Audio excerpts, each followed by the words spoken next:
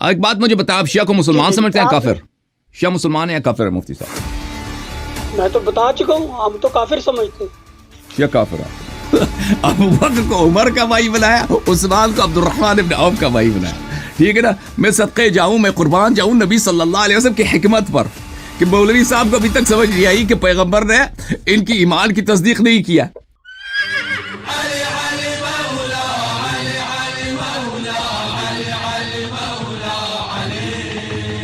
ایک بات مجھے بتا، آپ شیعہ کو مسلمان سمجھتے ہیں کافر؟ شیعہ مسلمان ہے یا کافر ہے مفتی صاحب؟ میں تو بتا چکا ہوں، ہم تو کافر سمجھتے ہیں۔ شیعہ کافر ہے آپ کے نزدیک، ٹھیک ہے نا؟ میں صدقے جاؤں، میں قربان جاؤں نبی صلی اللہ علیہ وسلم کی حکمت پر کہ مولوی صاحب کو ابھی تک سمجھ نہیں آئی کہ پیغمبر نے ان کی ایمان کی تصدیق نہیں کیا، ٹھیک ہے؟ بلکہ ان کو ایک ہی کلاس میں رکھا۔ کیا جو باتیں آپ میں آج ہیں، آپ لوگ پاکستان کیوں نہیں آتے، یا اپنے افغانستان کیوں نہیں جاتے، یا ہندوستان کیوں نہیں آتے؟ باہر کے ملکوں میں بیٹھ کے بک بک کرتے ہیں لوگ ابو بکر عمر پہ، یہاں کیوں نہیں کرتے؟ یہاں لینا کسی سے فتویٰ کہ ابو بکر کو جو بندہ مسلمان نہیں مانتا وہ کافر ہے شیعہ یا نہیں، وہ امامیہ شیعہ کافر ہے کہ نہیں؟ اور جو آپ کے عقائد ہیں اماموں کے بارے میں، 12 اماموں کے بارے میں، وہ آپ تقیتاً چھپاتے ہیں۔ جب آپ اس کو ظاہر کریں گے پھر وہ لکھ کے فتویٰ لیں۔ فتاوی رشیدیہ میں بھی کفر کا فتویٰ ہے، فتاوی دارالعلوم دیوبند میں بھی کفر کا فتویٰ ہے، فتاوی رضویہ میں بھی کفر کا فتویٰ ہے، فتاوی ثنائیہ میں بھی ایسے کافروں کے قرآن لیے میں کفر کا سورہ فتویٰ ہے۔ اور حجرات اب میں بھی کفر کا فتویٰ ہے۔ جو لکھ کے لے کے جاؤ نا، پھر وہ بتائیں گے آپ لوگوں کو کہ مسلمان آپ کہاں سے ہو۔ یہ بہار کی ملا باقر مجلسی کے العقائد کے حاشیے میں ہی ہے، العقائد کے نیچے اس میں تخریج کی ہوئی ہے کہ ان کے بارے میں کیا سمجھتے ہیں۔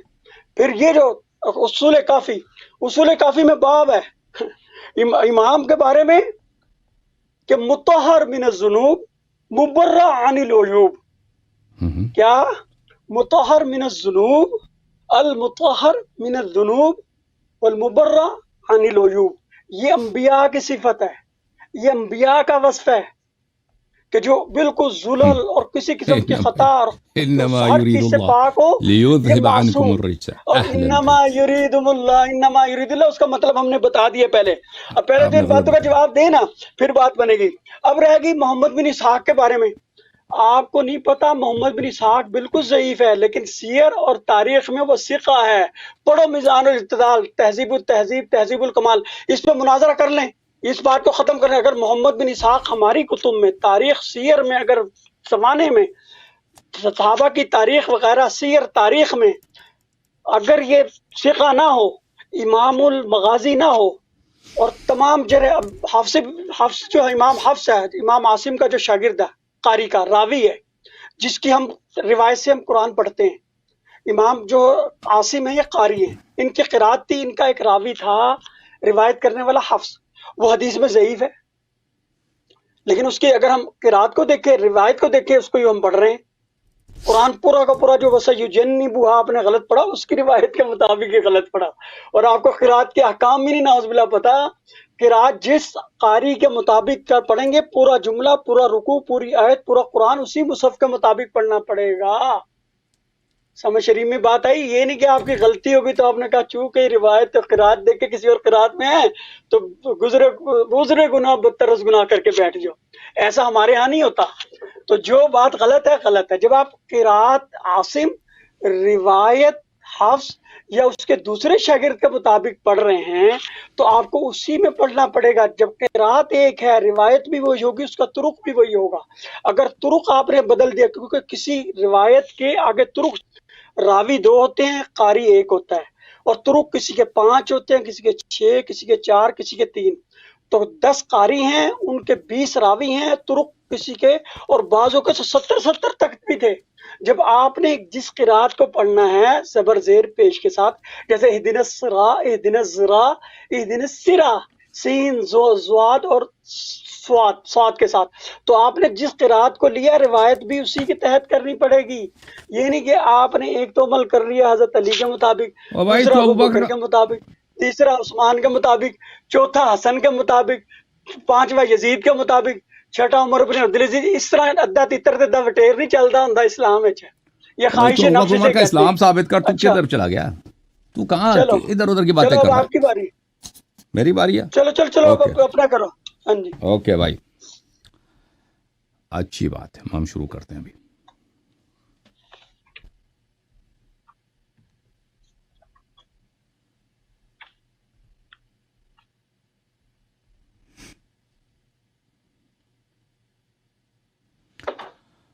اچھا میرے محترم ناظرین، 15 منٹ آپ نے بات کی لگ بھگ. پہلی بات یہ ہے کہ انہوں نے کشف الغمہ کی روایت کا ریفرنس دیا ہے. بحار الانوار میرے پاس ہے، بحار الانوار انہوں نے صحیح ریفرنس دیا، جلد نمبر 44. بحار الانوار میں دکھانے کی ضرورت نہیں ہے کیونکہ اس بحار الانوار میں لکھا ہے کہ وہ کشف الغمہ سے لیتے ہیں. انہوں نے خود بھی مان لیا ہے کہ ان کا مصدر کشف الغمہ ہے. تو یہ مصدر ہے کشف الغمہ فی معرفت الائمہ علیہم الصلاۃ والسلام. یہاں چاپ دار الاضواء صفحہ 1985 میں چھپی ہے. یہ مقدمۃ المؤلف ہے، مؤلف کا مقدمہ. یہاں پہ صفحہ نمبر 4 میں اپنے مقدمے میں کہتے ہیں وہ وَاعْتَمَدْتُ فی الغالب النقل من کتب المشہور. میں نے غالباً اس کتاب میں جمہور یعنی مخالفین کے کتب سے نقل کی ہے. لیکون ادعا الی تلقیہ بالقبول، تاکہ یہ جماعت مخالفین پہ حجت ہو. تو انہوں نے اس کتاب کشف الغمہ میں وہ روایات جن میں اہل بیت علیہ السلام کے فضائل ہیں ان کو جمع کیا مخالفین کے کتب سے، مخالفین کے کتب سے. اور اس کتاب اس حدیث جس کا آپ نے ریفرنس دیا ہے بحار الانوار میں، ملاحظہ فرمائیے، میں آپ کو دکھا دیتا ہوں. یہ اس کی کتاب ہے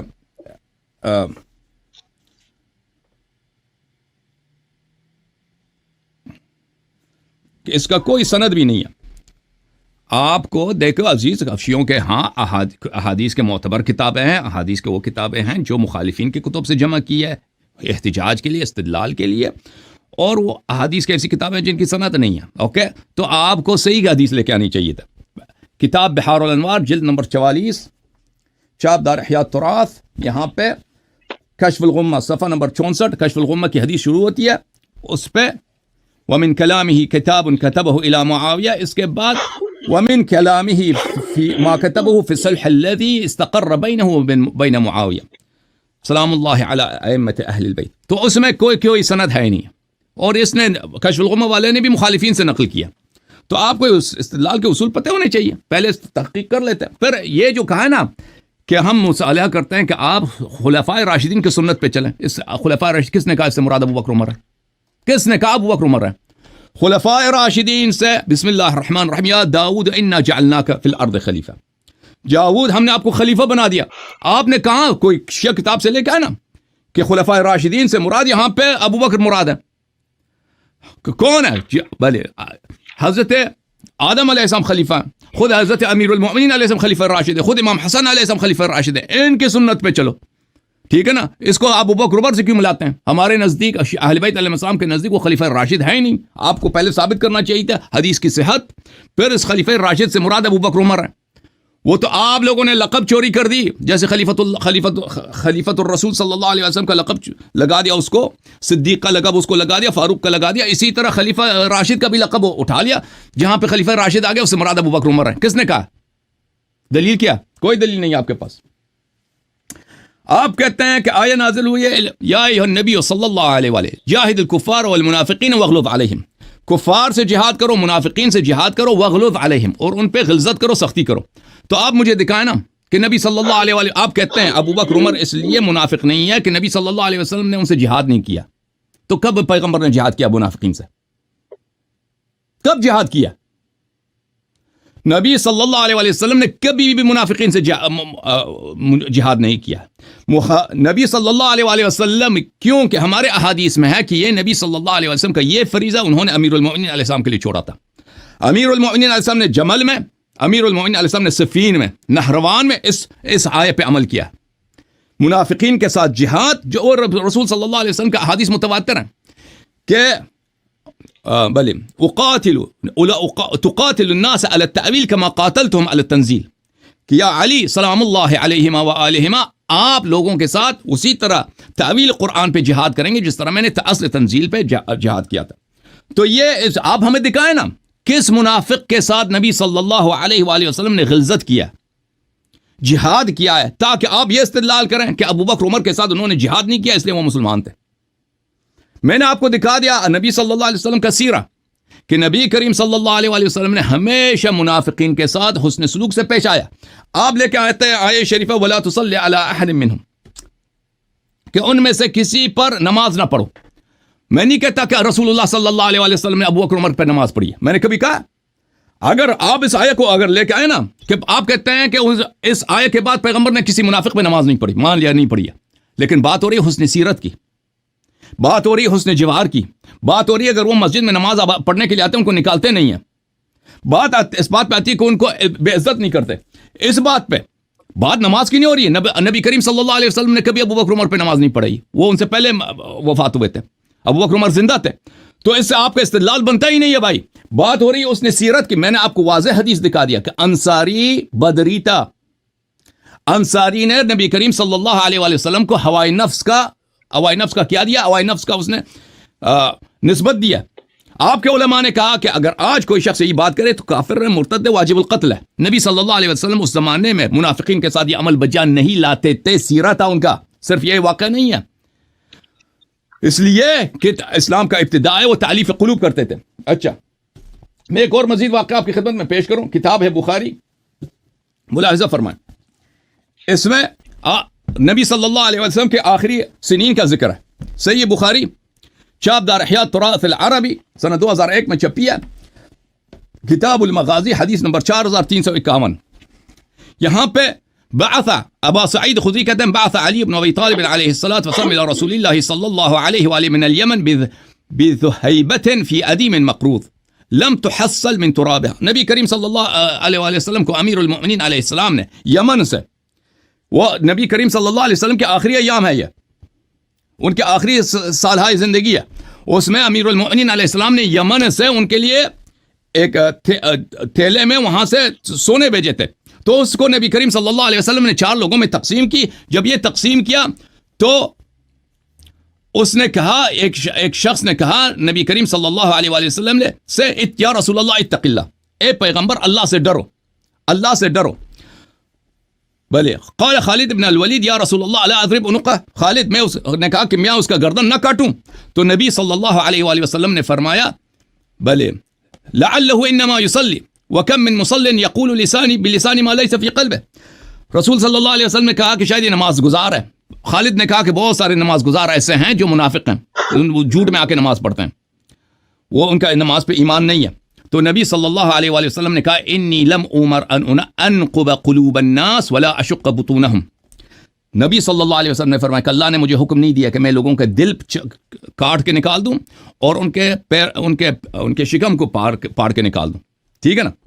تو یہ حدیث نقل کرنے کے بعد کتاب فتح الباری میں ابن حجر کیا فرماتے ہیں, ملاحظہ فرمائیے. آپ کو ابن حجر کے کلمات دکھا دیتا ہوں. یہ فتح الباری جلد نمبر 8 چاپ دار الفکر اسی حدیث 4351 کو نقل کرنے کے بعد فرماتے ہیں انما امرت ان آخذ بظواہر امورہم. قال القرطبی, قرطبی نے کہا انما منع قتله وان كان استوجب القتل لئلا يتحدث الناس ان محمدا صلی اللہ علیہ وآلہ يقتل اصحابہ.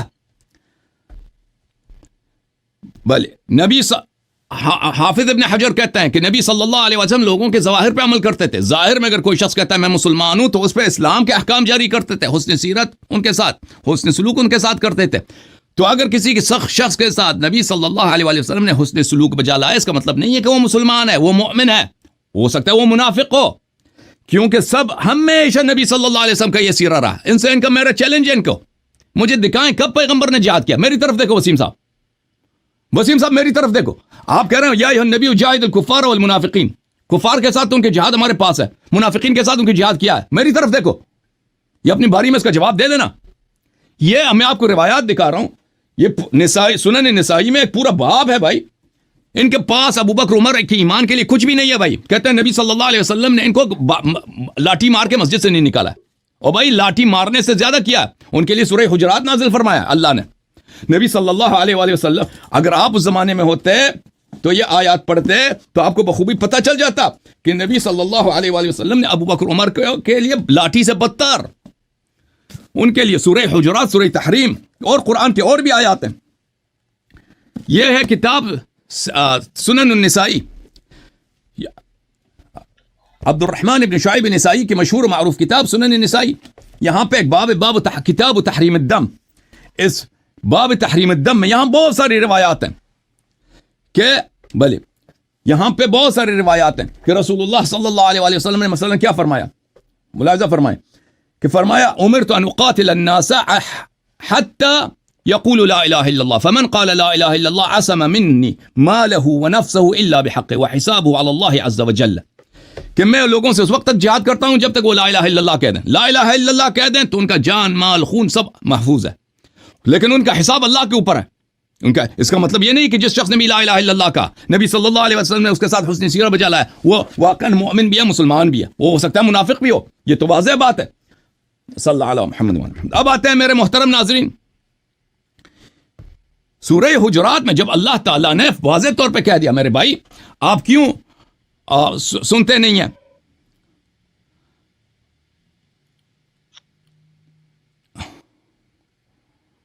دیکھیں ہمارے پاس جب واضح دلیل ہے، آپ قرآن کی تصدیق کرنے سے آپ کو کیا مشکل ہے؟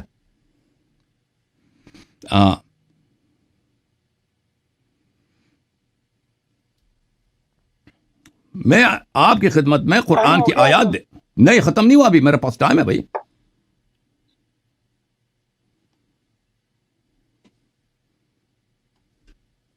میں آپ کو قرآن مجید کے کچھ آیات دکھا لیتا ہوں۔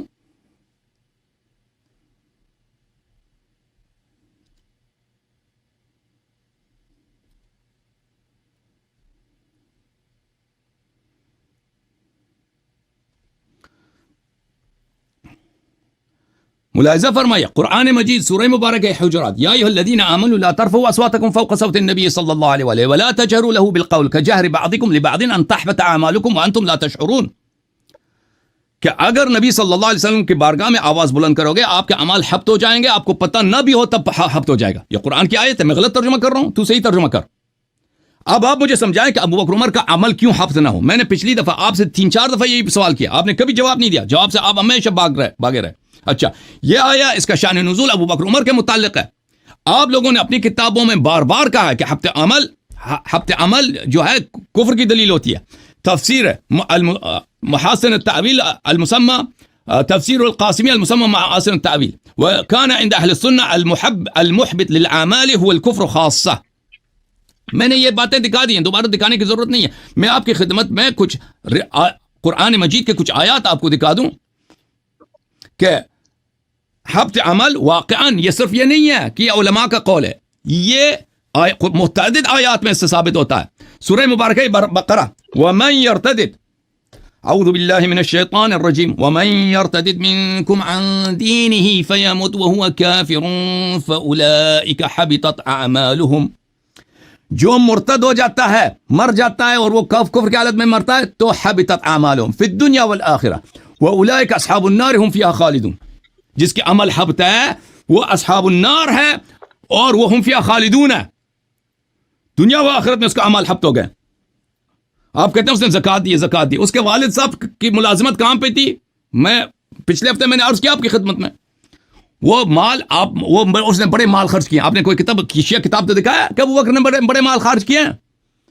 آپ نے محمد ابن یسار المطلبی کے جس کے متعلق ہے، خود آپ کے علماء کہتے ہیں یہ زندیق ہے، یہ دجال ہے، یہ کذاب ہے۔ آپ کہتے ہیں اس کی حدیث جو ہے کس میں؟ سیرہ میں حجت ہے۔ یہ کیا فراڈ ہے؟ کیا ہے؟ میری طرف دیکھو، یہ کیا فراڈ ہے؟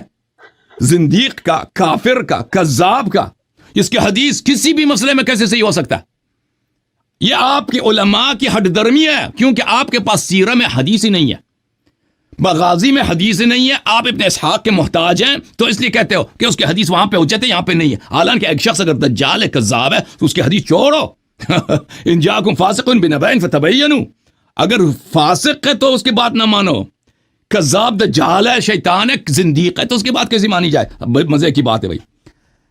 ان الذين يكفرون بآيات الله ويقتلون النبيين بغير الحق ويقتلون الذين يأمرون بالقسط من الناس فبشرهم بعذاب أليم، جو انبیاء کو قتل کرتے ہیں، وہ کیا ہیں؟ وہ جہنمی ہیں، ان کو جہنم کی بشارت دو۔ اولئک الذین حبطت اعمالهم فی الدنیا والآخرہ، یہ حبط عمل چھوٹی بات نہیں ہے۔ جو لوگ انبیاء کو قتل کیے ہیں ان کے اعمال باطل ہیں، حبط ہیں بھائی۔ اچھا، آپ مجھے دکھاؤ قرآن میں کہ ایک مسلمان کا حبط عمل ہوا وہ جنتی بھی ہو، یہ ہو سکتا ہے قرآن میں؟ وَمَن يَكْفُرْ بِالْإِيمَانِ فَقَدْ حَبِطَ عَمَلُهُ، جو یہ مرتد کے لیے بھائی، ومن یکفر بالایمان، جو مسلمان سے ایمان سے کافر ہو جائے، اس کے عمل باطل ہو جاتی ہے، وہ فی الآخرۃ من الخاسرین، آخرت میں وہ زیان کاروں میں سے ہے۔ وَيَقُولُ الَّذِينَ، سورہ مبارکہ مائدہ، وَيَقُولُ الَّذِينَ آمَنُوا أَهَؤُلَاءِ الَّذِينَ أَقْسَمُوا بِاللَّهِ جَهْدَ أَيْمَانِهِمْ إِنَّهُمْ لَمَعَكُمْ حَبِطَتْ أَعْمَالُهُم۔ منافقین کے لیے جو آ کے قسم کھاتے ہیں کہ ہم آپ کے ساتھ ہیں، ہم جہاد پہ نکلے، ہم جہاد کے ساتھ ہیں، نہیں، یہ آپ کے ساتھ نہیں، یہ وہ ہیں کہ ان کے عمل حبط ہے۔ یا ایھا الذین آمنوا من یرتد منکم یا ایھا الذین آمنوا من یرتد منکم عن دینہ فسوف یأتی اللہ بقوم یحبهم ویحبونہ اذلۃ علی المؤمنین عزۃ علی الکافرین۔ پتہ یہ چلا کہ یہ جو مرتد ہیں، یہ کون مرتد ہیں؟ وہی مرتد ہیں کہ یا ایھا الذین آمنوا هؤلاء الذین اقسموا باللہ جہد ایمانہم انہم لمعکم، یہ وہ منافق ہیں، یہ وہ منافق ہیں جو قسم کھاتے تھے کہ ہم مسلمانوں کے ساتھ ہیں اور مسلمانوں کے ساتھ نہیں ہیں۔ سورہ مبارکہ یہ انعام میں فرمایا وَلَوْ أَشْرَكُوا لَحَبِطَ عَنْهُمْ مَا كَانُوا يَعْمَلُونَ، اگر یہ مشرک ہو جائیں تو ان کا عمل حبط ہو جاتا ہے۔ تو بہرحال حبط عمل کفر کی دلیل ہے، قرآن میں اور بخاری میں واضح طور پر کس کے عمل حبط ہے؟ شیخین کے عمل حبط ہے۔ بھائی آپ مجھے بتائیں شیخین کے عمل کیوں حبط نہیں ہے؟ انہوں نے آواز بلند کیا، اور آواز جو بلند کرے اس کو پتہ بھی نہ ہو، اس کا عمل حبط ہو جاتی ہے۔ میں آگے ایک منٹ، مجھے ایک مزید بس 30 سیکنڈ دے دیں۔ اچھا انہوں نے کہا کہ آپ نے آیت غلط پڑھی ہے، وَسَيُجَنَّبُهُ الْأَتْقَى، عزیزو سَيُجَنِّبُهَا غلط نہیں ہے، اس کی قراءت موجود ہے، اور میں اس وقت قراءت نہیں کر رہا تھا مصحف سے، ان کو خود پتہ ہے میں حافظے سے کہہ رہا تھا، اوکے، میں یہ اس آدمی کو پتہ ہے کہ اس وقت میں قرآن سے نہیں پڑھ رہا تھا، میں حافظے سے پڑھ رہا تھا، اور وہ سیجنب غلط نہیں ہے، سیجنب بھی درست ہے، سیجنب بھی درست ہے، سیجنب کی بھی قراءت ہے، وہ سب کو معلوم ہے، لیکن یہ شخص فراڈ کر رہا آپ کے ساتھ۔ اچھا پھر انہوں نے شیعوں کے خلاف دلائل لائے کہ شیعہ مثلا کافر ہیں، فلان فلان، ہم مان گئے وہ شیعہ کافر ہیں۔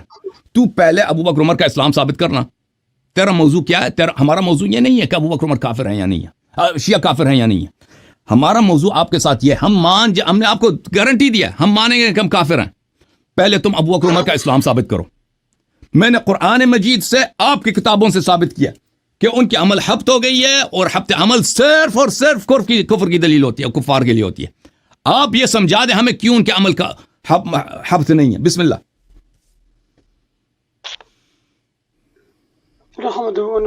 عثمان بن ابی شیبہ جو شیعہ ہے، اور یہ روایت کس سے کر رہا ہے؟ حضرت ابو طالب کی بیٹی اور حضرت علی کرم اللہ وجہ کی سگی بہن، وہ بھی کہہ رہی ہیں ان 7 بندوں کو جو آزادی دلوائی تھی کفار سے، اب حضرت ابو طالب کی بیٹی حضرت علی کرم اللہ وجہ کی بہن اگر جانتی کہ ابو قحافہ چکلا چلاتا تھا، وہ ہیرا منڈی اس نے کھولی ہوئی تھی، تو پھر یہ ذکر کرتی کہ بھئی اس لائق نہیں تھا، یہ اس کی حیثیت نہیں تھی۔ اس کا مطلب ابو بکر جو تھا مالدار تھا، امیر تھا، اور اس آیت پہ فٹ آتا ہے۔ ہم نے اجماع کی بھی دلیل دے دی کہ حضرت ابن کثیر نے جو روایت کیا تھا کہ اس پر اجماع ہے، حضرت ابوبکر صدیق کے بارے میں نازل ہوئی۔ علامہ الوسی نے روح المعانی میں وہ 7 بندوں کا ذکر کیا۔ پھر انہوں نے کہا کہ مسلمات خصم سے بات کی جائے۔ محمد اسحاق بن یسار، اس کے بارے میں رومی ابی تشیع اور تمام سیر کی اور تمام اسماء الرجال کتابیں، میزان الاعتدال پڑھنے، تہذیب التہذیب پڑھنے، تہذیب الکمال پڑھنے، اس پر بھی رومی ابی تشیع کا الزام ہے۔ اور دوسری بات، یہ جو عثمان بن ابی بکر ابی شیبہ اپنی تاریخ میں ذکر کرتا ہے، یہ تو شیعہ تھا، اور یہ روایت کس سے کر رہا ہے؟ حضرت ابو طالب کی بیٹی اور حضرت علی کرم اللہ وجہہ کی سگی بہن، وہ کہہ رہی ہیں کہ ابو بکر صدیق رضی اللہ عنہ نے اسے آزاد کیا۔ اور پھر بڑی بات، ان میں سے ایک آزاد کرنے والے نے حضرت ابو بکر صدیق سے یہ شرط رکھی تھی کہ تم اپنی بہن کا مجھے رشتہ دو، پھر میں آزاد کرتا ہوں۔ یہ 7 آزاد جو ہوئے، ان میں سے وہ جو آزاد کرنے والا تھا اس کا نام کہتا ہے اشعث بن قیس، یہ بھی حضرت علی کے اصحاب میں سے مانا جاتا ہے۔ بعد میں پھر گیا تھا، پھر دوبارہ وہ کہتے ہیں اصحاب میں سے آ گیا تھا۔ اشعث بن قیس بن کندی، ان نہج البلاغہ میں بہت زیادہ اس کے بارے میں تذکرہ موجود ہے۔ اس نے شرط رکھی تھی کہ تم پہلے ابو بکر اپنی بہن کا رشتہ مجھے دو، اور پھر میں اس بندے کو آزاد کرتا ہوں، تو ابو بکر نے اپنی بہن ام فروا کا رشتہ، حضرت ابو بکر صدیق کی بہن ام فروا اور ابو قحافہ کی بیٹی، اس کا رشتہ دیا کہ تاکہ یہ بندہ ایک مسلمان کو جو تشدد کی زندگی گزار رہا ہے، کافروں کے چنگل میں ہے، اس سے چھڑانے کے لیے ابو بکر صدیق نے اپنی بیٹی کا، بہن کا رشتہ اسے دیا، اپنی بیٹی اور نبی علیہ الصلوۃ والسلام کو دی، اور شروع اسلام میں سب کو آزاد کرایا۔ اور سورہ حجرات کی کہتا ہے ابو بکر صدیق پہ نازل ہوئی اور حضرت عمر پہ، جی ان کا ایمان ضائع ہو گیا۔ اسی سورہ حجرات میں انما المؤمنون اخوہ، انما المؤمنون اخوہ، یہ تفسیر اصفا اور تمام یہ شیعہ تفاسیر میں، یہ اصفا 2 جلدوں میں ہے، تقریباً 2600 صفحات پر ہے، عربی میں ہے۔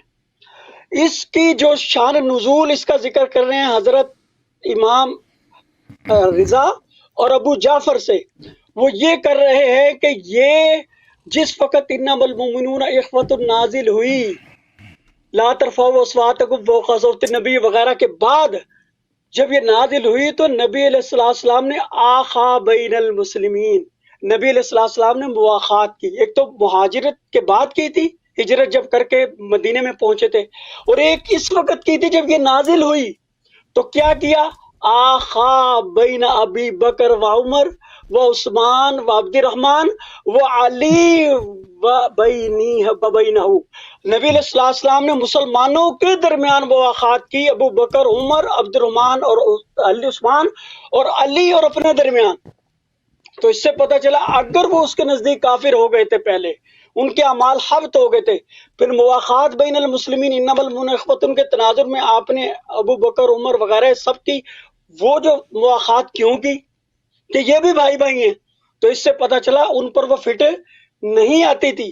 اگر فٹ آتی ہوتی تو نبی، اور وہ قرآن کی آیت جو میں نے پڑھی شان نزول، جس پر اجماع ابن کثیر نے کیا اور اس پر میں نے دلائل دے دیے، وہاں یہی ہے وَسَيُجَنَّبُهُ الْأَتْقَى، کہ اللہ کے علم ازلی اور کلام نفسی میں یہ شامل ہے، یہ بندے کے ساتھ کبھی جہنم اور دوزخ اور کسی قسم کی رجس آ ہی نہیں سکتی۔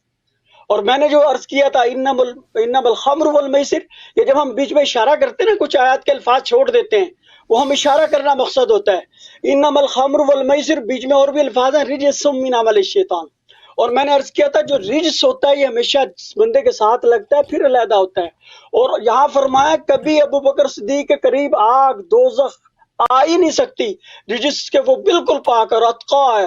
کائنات میں کیا تمام انبیاء کے حوارین اور صدیقین، شہداء، صلحاء میں جو سب سے متقی پرہیزگار ہے وہ ابو بکر صدیق ہے، اور ابو بکر صدیق کی گواہی قرآن نے دی، اور میں نے کہا تھا یہ جملہ خبری ہے، جملہ خبریہ میں نسخ نہیں آتا۔ اگر جملہ خبریہ میں نسخ مانو گے تو قائل کا جھوٹا ہونا لازم آئے گا، اس میں ترمیم بھی نہیں ہو سکتی۔ تو ابو بکر صدیق رضی اللہ عنہ اگر وہ نبی علیہ السلام کے سامنے بول کر اپنے گناہ اقرار کر گئے تھے تو پھر یہ آیت جھوٹی بنے گی۔ پھر میں نے جو سورہ مجادلہ کی آیت پیش کی تھی، نبی علیہ السلام کو اللہ تعالیٰ نے فرمایا لا تجد قوما یوادون من حاد اللہ۔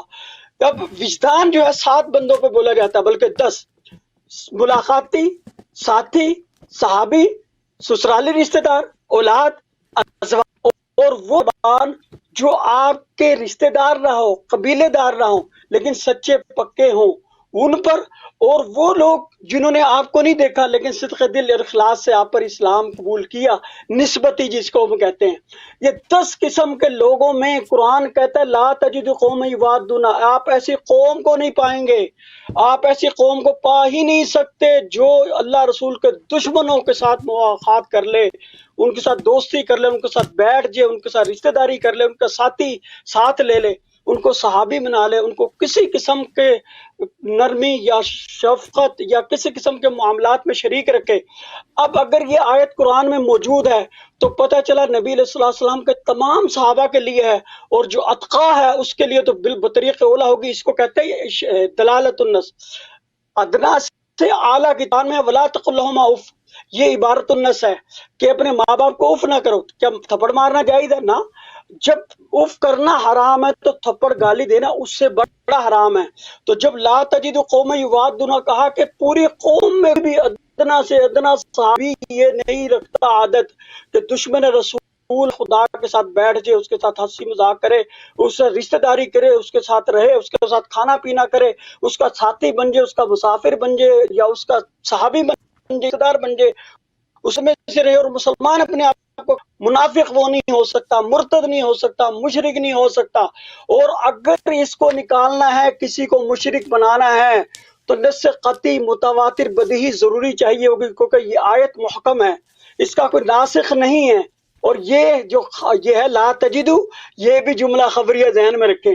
اور جملہ خبریہ میں قائل کا کس لازم آئے گا؟ تجدید. اگر اس میں ترمیم ہوئی یا تبدیلی ہوئی یا نسخ ہوا، تو اللہ تعالیٰ دونوں آیتوں میں سچا ہے. تو معلوم ہوا نبی علیہ السلام نے جو تعلق ابو بکر سے رکھا، حضرت علی نے رکھا، اپنی بیٹی دی عمر کو، اور جناب ام کلثوم نامی بیٹی دی.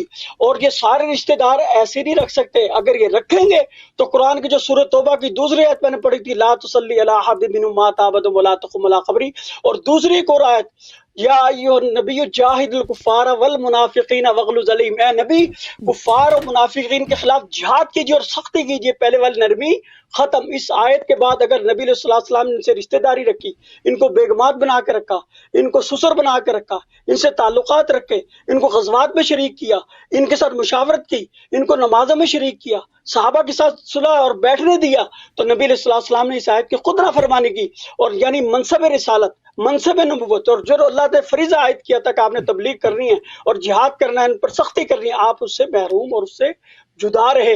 اور یہ خود ایک بہت بڑی زیادتی ہوگی. اور اللہ کا رسول کبھی بھی نافرمانی نہیں کر سکتا، کبھی اللہ کی نافرمانی نہیں کر سکتا، اپنا مشن کو پورا کرے گا. تو اگر یہ حکم میں منافق ہوتے یا مرتد ہوتے یا ان کے گناہ جو نیکی کارہ ہو گئی ہوتی، نبی علیہ السلام ان کے خلاف جہاد بھی کرتے اور ان کو قتل بھی کرتے اور سختی کرتے، سارے صحابہ کرام کو بتاتے کہ کافر ہیں، منافق ہیں، مرتد ہیں، ان کے اعمال اکارہ، ان کے کوئی رشتہ دار نہ رکھے، کوئی بیٹھے نہ، ساتھ نہ دے، ان کے کسی طور پہ نرمی کے مستحق نہیں ہے. ختم ہاں ختم ٹائم آپ کی اب آپ اوکے. علامہ صاحب آپ مجھے ایک بات، میرے 13.5 منٹ آپ نے بات کی. ایک بات مجھے بتایا، آپ شیعہ کو مسلمان سمجھتے ہیں کافر؟ شیعہ مسلمان ہیں یا کافر ہے مفتی صاحب؟ میں تو بتا چکا ہوں، ہم تو کافر سمجھتے ہیں. شیعہ کافر ہے آپ کے نزدیک؟ جمہور تو مسلمان سمجھتا ہے نا شیعوں کو، آپ کو پتہ ہے؟ نہیں، جمہور مسلمان نہیں سمجھتے. جمہور جماعت عمریہ کے شیعہ کو مسلمان نہیں سمجھتے؟ نہیں، آپ جمہور جماعت عمریہ کے خالی پاکستان کی جو علماء کی اکثریت شیعہ کو اس مسلمان نہیں سمجھتے؟ آپ کیوں جھوٹ کہہ رہے ہیں؟ نہیں، وہ منافقت کرتے ہیں، شیعہ منافقت کرتے ہیں. بہرحال آپ اپنی ٹرم میں بات کریں، میں جواب دوں گا اس کا. الازہر، بات کیجیے. سعودی عرب کے جو ہیئت کبار علماء ہیں، انڈیا کے جو مختلف افتاء کے ادارے ہیں، پاکستان کے سرکاری افتاء کے ادارے، یہ سب شیعہ کو مسلمان سمجھتے ہیں. عالم اسلام کے جتنے مفتی ہیں سرکاری اور جتنے اکثر بڑے بڑے ادارے ہیں، سب شیعہ کو مسلمان سمجھتے ہیں. آپ کہتے ہیں، پھر کہتے ہیں کہ اکثر شیعوں کو مسلمان نہیں سمجھتے. آپ کی بات غلط ہے. اچھا دیکھیں میرے محترم ناظرین، یہ ہوتا ہے کہ سب امت کی یہ کسی بات پہ مجتمع ہو. جیسے کہ کعبہ ہمارا قبلہ ہے، جیسے کہ رسول پاک صلی اللہ علیہ وسلم کے والد گرامی حضرت عبداللہ علیہ السلام تھے. یہ اجماعی باتیں ہیں. اگر ایسی بات ہے امت میں جس میں کہ کچھ لوگ مخالف ہیں تو وہ اجماعی نہیں ہے. اب انہوں نے اجماع کے لیے جو دلیل لایا ہے وہ کہتے ہیں کہ آلوسی نے اپنے تفسیر میں ابن مردوی سے نقل کیا. اچھا، ابن مردوی سے نقل کیا. ابن مردوی نے کس سے نقل کیا؟ اسحاق ابن یسار المطلبی سے نقل کیا کہ اس نے ابو بکر نے کچھ غلام وغیرہ آزاد کیے تھے. تو میرے محترم ناظرین، انہوں نے اپنے ہی کتب سے بھی انہوں نے کوئی سند پیش نہیں کیا، اس کی تصحیح کرنے سے یہ قاصر رہے. اور جن لوگوں کا انہوں نے حوالہ دیا، اسحاق ابن یسار کا انہوں نے حوالہ دیا ہے، پہلی بات انہوں نے ابو بکر ابن ابی شیبہ کے بھائی کے متعلق کہا ہے کہ وہ شیعت ہے. تو یہ اس شیعہ کا مطلب یہ نہیں ہے کہ ہماری طرح وہ شیعت ہے. اس زمانے میں وہ لوگ جو عثمان پر امیر المؤمنین علیہ السلام کو افضل سمجھتے تھے، جماعت عمریہ کے محدثین اس کو شیعہ بولتے تھے کہ اس میں اہل بیت کا حب ہے. اس کا صرف اتنا ہی مطلب ہے. بعض ایسے بھی تھے کہ وہ ابو بکر عمر پر بھی امیر المؤمنین علیہ السلام کو افضل سمجھتے تھے، لیکن بہرحال وہ ابو بکر عمر کی خلافت کو اور بیعت کو صحیح سمجھتے تھے. تو انہوں نے جو بھی کہا ہے نا کہ وہ شیعہ تھے، تو یہ ایک مشترک لفظی ہے. مشترک لفظی سے کیا مراد ہے کہ یہ انہوں نے آپ کے ساتھ مکاری کیا، غداری کیا اور آپ کو دھوکہ دینے کی کوشش کی تھی. جس معنی میں آپ شیعہ سمجھتے وہ شیعہ نہیں تھے، وہ جماعت عمریہ کے کٹر علماء تھے. وہ یہ تھے کہ ابو بکر عمر کی خلافت کو صحیح سمجھتے تھے، لیکن امیر المؤمنین علیہ الصلوۃ والسلام کو ان سے افضل سمجھتے تھے. اچھا، ان کے طریق سے، ان علماء کے طریق سے یہ کن سے روایت پیش کرتے ہیں؟ نہ کسی کتاب کا حوالہ، نہ کسی تصحیح کا حوالہ کہ آلوسی نے کہا ہے کہ ابن مردوی، کیونکہ ابن مردوی کی اپنی کتاب مفقود ہے. ابن مردوی کی کتاب مفقود ہے، کسی کے پاس ہے نہیں. ٹھیک ہے، اس نے روایت کی. اب اس کی سند کیا ہے اس کو نہیں معلوم، صرف اسحاق ابن یسار مطلبی. اور اسحاق ابن یسار مطلبی ان کے اپنے نزدیک ان کے علماء نے کہا وہ زندیق تھا.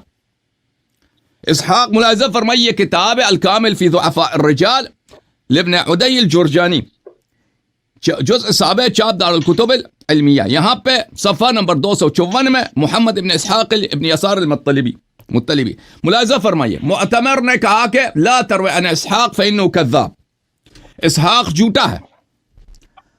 یحییٰ بن سعید قطان جو بخاری مسلم ان سب کے بڑے بڑے اعلام مشائخ میں سے ہے، اس نے کیا کہا؟ اس نے کہا کہ ملاحظہ فرمائیے، یحییٰ بن سعید قطان نے کہا ما ترکت حدیث محمد ابن اسحاق الا للہ. میں نے کہا، اس نے کہا کہ میں نے اللہ کی رضا کے لیے میں نے اس کی حدیث چھوڑ دی، اس کی حدیث نقل نہیں کرتا. یہ آدمی ہے ہی فراڈی. پھر داؤد طیالسی نے کہا لولا اضطرار ما رویت عن ابن اسحاق شیئا، اگر مجبوری نہ ہوتی تو میں اس سے کچھ نقل نہ کرتا. اچھا، سمعت مالک ابن انس، جو مالک کیا کہ اتنا بڑا امام ہے، اس نے کہا اسحاق کذاب ہے. مالک ابن انس نے فرمایا اسحاق دجال من الدجاجلہ، اسحاق دجال ہے. پھر روایت کرتے ہیں یہاں پر بھلے فریابی سے کہ اس نے کہا یہ زندیق تھا، یہ کافر تھا. تو اس شخص کے تضعیف میں اور اس شخص کے جرح میں روایات کم نہیں ہے. محمد ابن اسحاق ابن یسار المطلبی کہ یہ شخص اتنا فراڈی آدمی تھا. اچھا، اور یہ بھی اہل بیت علیہ السلام کے دشمنوں سے تھا، یہ منصور کے دربار میں کارندہ تھا. بارہ یہ الگ باتیں، اس کا ابھی ان سب کے تفصیل کا بھی وقت نہیں ہے، میں نے اختصار کے ساتھ جواب دینا. انہوں نے ذکر کیا ہے کہ اشعاث ابن قیس کندی شیعہ تھے. وہ شیعہ نہیں تھے بھائی، وہ خوارج میں سے تھے. ہماری کتب میں اس کا ذکر ہے، لیکن اس کا ذکر مذمت کے ساتھ ہے، تعریف کے ساتھ نہیں ہے. نہج البلاغہ وغیرہ میں اس کا ذکر مذمت کے ساتھ ہے. پھر انہوں نے کہا ہے کہ رسول اللہ صلی اللہ علیہ وسلم نے ابو بکر عمر کو بھائی بنا دیا. تو ٹھیک ہے نا، مومنین کے ساتھ تو بھائی نہیں بنایا نا. انما المؤمنون اخوہ. اگر اس کو جعفر طیار علیہ السلام کے ساتھ بھائی بناتے، سلمان کے ساتھ بناتے اور بھائی ان فقط مؤمنین بھائی ہیں. ہاں، اس سے آپ اس کا کیا ہی بات ثابت کر سکتے ہیں؟ اس کے ابو بکر کو عمر کا بھائی بنایا، عثمان کو عبد الرحمن ابن عوف کا بھائی بنایا. ٹھیک ہے نا. میں صدقے جاؤں، میں قربان جاؤں نبی صلی اللہ علیہ وسلم کی حکمت پر کہ مولوی صاحب کو ابھی تک سمجھ نہیں آئی کہ پیغمبر نے ان کی ایمان کی تصدیق نہیں کیا. ٹھیک ہے، بلکہ ان کو ایک ہی کلاس میں رکھا. اچھا، پھر یہ کہتے ہیں وہی پرانی بات ہے کہ پیغمبر صلی اللہ علیہ وسلم نے ان کی بیٹی سے شادی کیا. اور بھائی پیغمبر، میں نے پچھلے ہفتے بھی آپ کو کہہ دیا، آپ نے کو کیوں نہیں سمجھ آ رہا ہے؟ پیغمبر صلی اللہ علیہ وسلم نے یہودی کی بیٹی سے بھی شادی کیا، صفیہ بنت حیی ابن اخطب. اس سے محبت تھا، اب یہودیوں سے محبت تھا نبی صلی اللہ علیہ وسلم کو. اور مجھے بتاؤ نا، اور حضرت ضرب اللہ مثلا للذین کفروا امرأة نوح وامرأة لوط كانتا تحت عبدین من عبادنا صالحین. حضرت نوح علیہ السلام کی بیوی غلط عورت ہے، حضرت لوط علیہ السلام کی بیوی غلط ہے. اور یہ آیا بھی اس سے کنایہ ابو بکر، عائشہ اور حفصہ ہیں، آپ کے اپنے مفسرین نے کہا. تو ان کو بھی ان سے محبت تھی کیا؟ اچھا، اب میرے محترم ناظرین، انہوں نے کہا ہے کہ بسم اللہ الرحمن الرحیم، قرآن مجید فرقان حمید کی آیہ مبارکہ ہے، سورہ مبارکہ الحدید میں. اعوذ باللہ من الشیطان الرجیم. لا تجد قوما یؤمنون باللہ والیوم الآخر یوادون من حاد اللہ ورسولہ صلی اللہ علیہ وآلہ. تم اس کو ایسے قوم دنیا میں نہیں ملے گی کہ جو اللہ اور یوم آخر پر، روز قیامت پر ایمان رکھتے ہیں، رسول اللہ صلی اللہ علیہ وآلہ وسلم کے دشمنوں سے وہ محبت کریں. کہ یہ ان کا مقصد یہ ہے کہ رسول اللہ صلی اللہ علیہ وسلم نے ابو بکر عمر سے محبت کیا. لذا یہ دلیل ہے کہ ابو بکر عمر مومن تھے، مسلمان تھے، تو اس کا جواب یہ ہے کہ رسول پاک صلی اللہ علیہ وسلم نے ان سے کبھی محبت نہیں کیا. آپ کو ثابت کرنا چاہیے اب ہمارے کتب سے کہ پیغمبر صلی اللہ علیہ وسلم کو دوست رکھتے تھے. صرف حسن صحبت، حسن معاشرت یہ دلیل نہیں ہے کہ وہ رسول پاک صلی اللہ علیہ وسلم ان سے محبت کرتے تھے، کیونکہ پیغمبر صلی اللہ علیہ وسلم کفار کے ساتھ بھی حسن صحبت رکھتے تھے، مشرکین کے ساتھ بھی وہ حسن معاشرت رکھتے تھے. ملاحظہ فرمائیے منافقین کے ساتھ بھی. یہ کتاب ہے صحیح مسلم بشرح النووی، صحیح مسلم بشرح یحیی بن شرف النووی، جزء 15، چاپ دارالفکر، سنہ 2009 دارالفکر بیروت میں چھپی ہے. اس میں صفحہ نمبر 89 میں یہ مسلم کی حدیث ہے. اس میں اس آیت کا شان نزول ہے. اعوذ باللہ من الشیطان الرجیم فلا وربک لا یؤمنون حتی یحکموک. حدیث نمبر ہے 2357. حدیث یہ ہے عزیزو کہ عبداللہ ابن زبیر، معاف کیجیے زبیر ابن العوام، جو رسول پاک صلی اللہ علیہ وسلم کی پھوپھی کے لڑکے ہیں، اور ایک انصاری کے درمیان جھگڑا ہو گیا. انصاری بھی بدر کا مجاہد تھا، بدری بھی تھا. وہ اس بات پر کہ باغ کو پانی دینے کے مسئلے پر جھگڑا ہو گیا آپس میں. تو یہ دونوں آئے رسول پاک صلی اللہ علیہ وسلم کے پاس. رسول پاک صلی اللہ علیہ وسلم نے فرمایا اسقی یا زبیر ثم ارسل الماء الى جارک. اے زبیر تو پانی اپنے درختوں کو پانی دے دے، پھر اپنے پڑوسی کو پانی دے دے، پانی اس کے حوالے کر دے. تو اس انصاری کو غضب آیا. فغضب الانصاری، یہ انصاری بدری بھی تھا، اس نے غضب کیا. یا رسول اللہ ان کان ابن عمتک. اس کو رسول پاک صلی اللہ علیہ وسلم کے فیصلے پہ غضب آیا. اس نے کہا کہ اس لیے کہ آپ کی پھوپھی کا لڑکا ہے. یعنی کیا اس نے گالی نہیں دیا، اس نے کوئی ایسی بات، اس نے کہا بس اتنا اس کے بعد سے کنایتن کہ آپ نے بے انصافی کیا ہے، آپ نے عدل سے فیصلہ نہیں سنا ہے، یہ آپ کی پھوپھی کا لڑکا ہے، اس لیے اس کو کہا کہ وہ پہلے پانی لے لے. اچھا یہ حدیث اس کے بعد اس کی مذمت میں آیت نازل ہوئی ہے فلا وربک لا یؤمنون حتی یحکموک فیما شجر بینہم ثم لا یجدوا فی انفسہم حرجا مما قضیت. کہ ان کی ایمان نہیں ہے اس وقت تک جب کہ آپ کے فیصلے کے سامنے پوری طرح سے تسلیم نہ ہو اور اپنے دل میں بھی یہ حرج اور کسی تنگی کا احساس نہ کریں. اس حدیث کی شرح میں ملاحظہ فرمائیے کہ علامہ کیا فرماتے ہیں، اچھی طرح سے سن لیں آپ، یہ آپ کے لیے یہ سب باتیں آپ کو سمجھ نہیں آتی، پھر اپنی باتوں کو تکرار کرتے ہیں، پھر آپ دلیل لے کے آتے ہیں جن دلائل کا ہم نے ابطال کیا، کیونکہ آپ سنتے نہیں ہیں نا کہ ہم جب گفتگو کر رہے ہیں آپ مطالعہ کر رہے ہوتے ہیں. سن لیں ولو صدر مثل هذا الكلام الذي تكلم به الانصاري اليوم من انسان من نسبته صلى الله عليه واله الى هوا. یہی بات جو اس انصاری بدری انصاری نے دیا، کیا کہا ہے کہ پیغمبر صلی اللہ علیہ وسلم کو کہا کہ آپ نے اپنے پھوپھی کے لڑکے کے حق میں فیصلہ سنایا. اس طرح کا کلام آج اگر کسی انسان سے صادر ہو لکان کفرن، یہ کفر ہوتا. وجرت علی قاتلہ احکام المرتدین فیجب قتلہ بشرط. اور اس ایسا جملہ کوئی کہہ دے آج کے زمانے میں تو وہ مرتد ہوگا اور اس کی قتل ہوگی. اچھا قالوا وانما تركه النبي صلی اللہ علیہ وآلہ لانه كان في اول الاسلام. علماء نے فرمایا کہ نبی صلی اللہ علیہ وآلہ وسلم نے اس انصاری کو قتل اس لیے نہیں کیا کہ وہ اول اسلام تھا. یتألف الناس، رسول پاک صلی اللہ علیہ وسلم لوگوں کی محبت کو اپنی طرف کھینچنا چاہتے تھے. وہ اگر اس کو قتل کرا دیتے اس کا پورا قبیلہ جو ہے اس کا دشمن بن جاتا. وَيَدْفَعُ بِالَّتِي هِيَ أَحْسَنُ، اور رسول پاک صلی اللہ علیہ وآلہ وسلم برے عمل کو اچھائی کے ساتھ جواب دینا چاہتے تھے. وَيَصْبِرُ عَلَى الْأَذَى أَذَى الْمُنَافِقِينَ، پیغمبر صلی اللہ علیہ وآلہ وسلم منافقین ومن فی قلبہ مرض ان کی اذیتوں پہ صبر کرتے تھے. وَيَقُولُ يَسِّرُوا وَلَا تُعَسِّرُوا وَبَشِّرُوا وَلَا تُنَفِّرُوا. رسول پاک صلی اللہ علیہ وسلم کہتے تھے آسانی کے ساتھ لوگوں سے پیش آؤ، سختی نہ کرو، لوگوں کو نہ بگاؤ، لوگوں کو جذب کرو. وَيَقُولُ لَا يَتَحَدَّثُ النَّاسُ أَنَّ مُحَمَّدًا صلی اللہ علیہ وآلہ يَقْتُلُ أَصْحَابَهُ. اور فرماتے تھے کہ اگر میں ان کو قتل کر دوں تو لوگ کہیں گے کہ نبی پاک صلی اللہ علیہ وسلم اپنے دشمنوں کو قتل کرنے لگے ہیں. وَلَا تَزَالُ تَطَّلِعُ، اللہ نے ان سے کہا وَلَا تَزَالُ تَطَّلِعُ عَلَى خَائِنَةٍ مِّنْهُمْ إِلَّا قَلِيلًا مِّنْهُمْ. اے حبیب صلی اللہ علیہ وآلہ، صحابہ ہمیشہ آپ سے خیانت غداری کرتے ہیں. ولا یہ کس کی ہے؟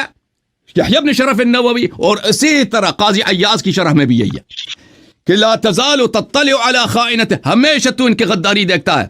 فاعف عنهم الا قليلا منهم، قلیل ہیں جو غدار نہیں ہیں، باقی سب خائن ہیں. فاعف عنهم واصفح، ان کو معاف کر دو، ان سے درگزر ہو جاؤ. اچھا، ان اللہ یحب المحسنین، اللہ تعالی محسنین سے محبت کرتا ہے.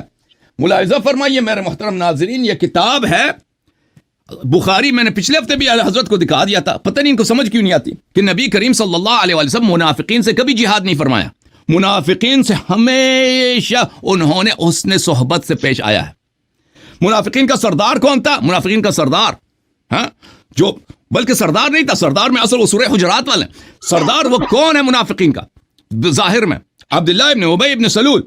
بخاری صفحہ نمبر 898، روایت یہ ہے عزیزو، حدیث نمبر 4902، یقولون رجعنا الى المدینہ، کہ عبداللہ ابن ابی نے رسول اللہ صلی اللہ علیہ وسلم کو گالی دی. اس کو کہا کہ نستجیر باللہ الاذل، ذلیل ترین شخص.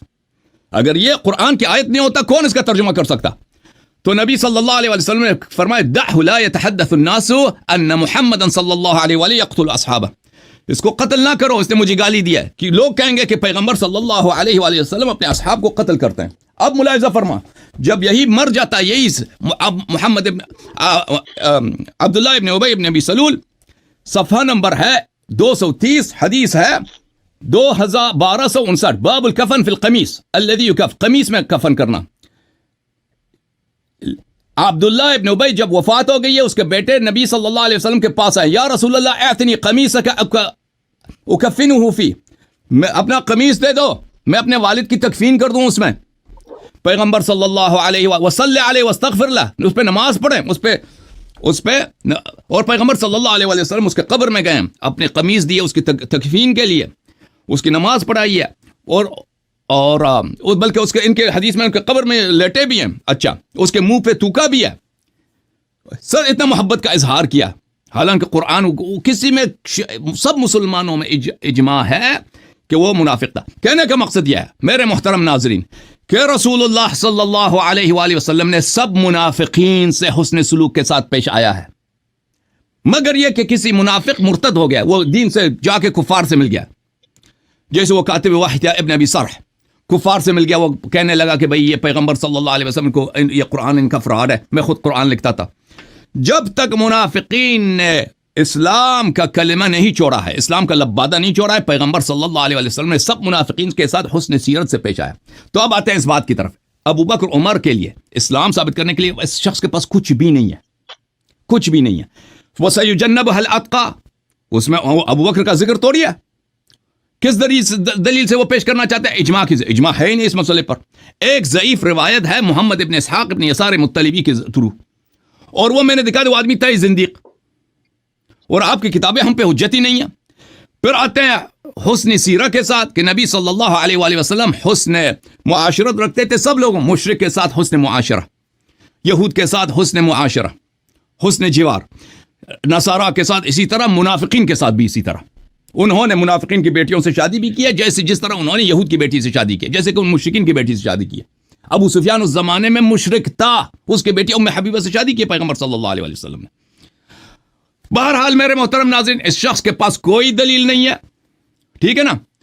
اب سنتے ہیں کہ ان کے پاس رد کیا. بسم اللہ.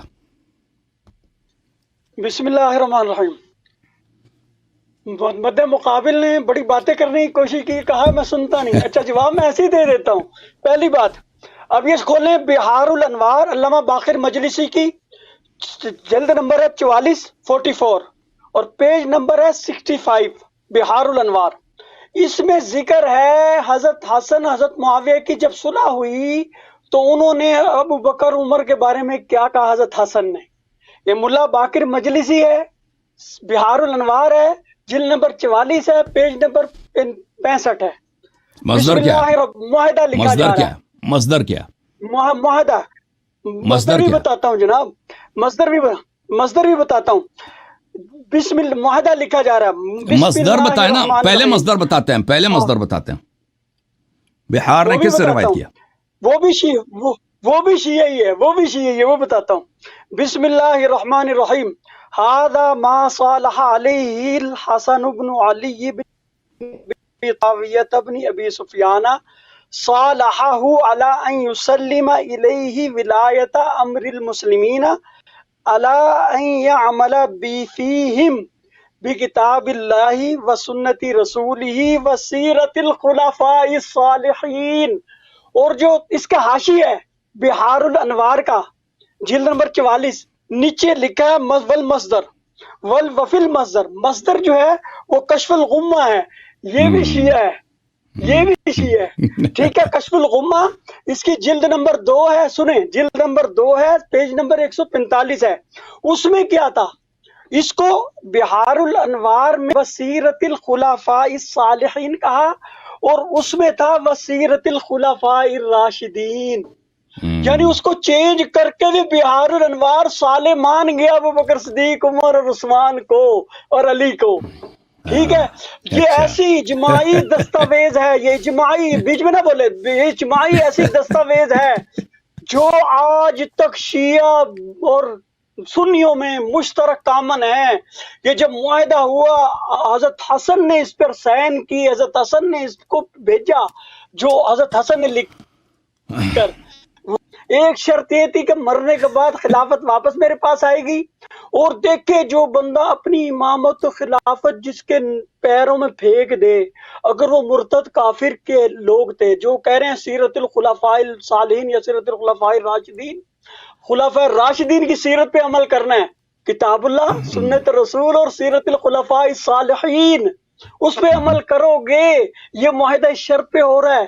تو اس کا مطلب ان کا مخرج کیا تھا، ان کا مصدر کیا تھا، ان کا ماخذ اور ان کا مقتدا پیشوا کون تھا؟ یہ خلفائے راشدین ہی کی بات پر عمل کرتے تھے. اچھا، دوسری بات انہوں نے بڑی عجیب کر رہے ہیں، میں نے بھی بڑی اچھی طرح سمجھا دیا تھا. اس وقت یہ آیا نازل ہوئی کہ لا تصلی علی احد، یہ کب نازل ہوئی تھی؟ عبداللہ بن ابی ابن سلول کی وفات کے وقت نازل ہوئی تھی کہ نہیں ہوئی تھی؟ اس کے بعد مجھے بتانا ہے جب نبی علیہ السلام کو اللہ نے حکم دے دیا، اس کے بعد ابو بکر صدیق، عمر نبی پاک کے پاس کیا کر رہے تھے؟ حفصہ اور عائشہ کیا کر رہی تھی؟ آپ کو یہ بات کیوں نہیں سمجھ آتی؟ میں نے کوئی روایت کو میں مانتے نہیں جو میں نے پیش کی، چلو نہ مانو، قرآن کی آیت کو تو مان لو. ولا تصلی علی احد منهم مات ابدا ولا تقم علی قبری. کہ نبی آئندہ آپ نے ان کی نماز جنازہ بھی نہیں پڑھنی اور ان کی قبر پہ کھڑا بھی نہیں ہونا منافقوں کی. اس کے بعد مجھے بتائیں کسی ایک منافق کی قبر پہ نبی پاک کھڑے، اس کا نماز جنازہ پڑھایا، اس کو کرتا دیا، اس کے منہ میں تکا ہو، اس کو بال دیے ہو، کچھ بھی جو آپ دے رہے ہیں دیتے رہے ہو. اور بلکہ اس کے بعد یہ بھی نازل ہوئی، یا ایھا النبی جاہد الکفار والمنافقین واغلظ علیہم، اے نبی کافر اور منافقین کے خلاف جہاد بھی کریں اور سختی کریں. اگر یہ منافقوں کے بارے میں نازل نہیں ہوئی، ابو بکر صدیق کے بارے میں نبی پاک نے سختی نہیں کی، تو نبی پاک نے اپنی منصب رسالت کیسے ادا کی؟ جب مجھے نماز فرض ہے، زکوٰۃ فرض ہے، میں نہیں دیتا، نہیں کرتا تو میں کافر ہوں. تو نبی پاک کو جب کہا کہ آپ نے، یہ مفرد صیغہ ہے مخاطب کا، آپ نے جاہد الکفار، جاہد الکفار، جاہد الکفار، جاہد مفرد ہے، مفرد آپ نے کرنا ہے، وغلظ تو نے کرنا ہے. نبی تو نے، تیرا منصب رسالت ہے، تیرا منصب نبوت ہے، اللہ کی طرف سے تجھے حکم ہے، تو نے سختی کرنی ہے. اب یہ اس میں پوری امت شامل ہو جائے. مجھے یہ بتانا ہے، بیچ میں نہ بولنا، بیچ میں اپنی بات پہ بولنا ہے. دوسری انہوں نے بات کی فلا وربی کا لا، نہیں ابھی نہیں بعد میں، فلا وربی کا لا یؤمنون حتی یحکموا. وہ کہتے جی اس پہ وہ نازل ہوئی، وہ آیا، اس نے اپنے نبی پاک نے اس کے حق میں فیصلہ دیا، تو وہ کہتا جی آپ کی پھپھو کا رشتہ دار ہے جو آپ نے یہ کہا. اچھا جی ٹھیک ہے، تو آپ نبی پاک سے زیادہ سمجھدار ہیں، نبی پاک زیادہ سمجھدار ہیں. یہ توہین کا فیصلہ نبی پاک خود زندہ ہیں، موجود ہیں. گستاخی اگر اس نے کی ہے یہ بات کر کر، اول تو کسی نے ایسا نہیں لکھا کہ اس بندے نے گستاخی کی، کسی صحابی یا حضرت علی یا حضرت حسن حسن حسین نے.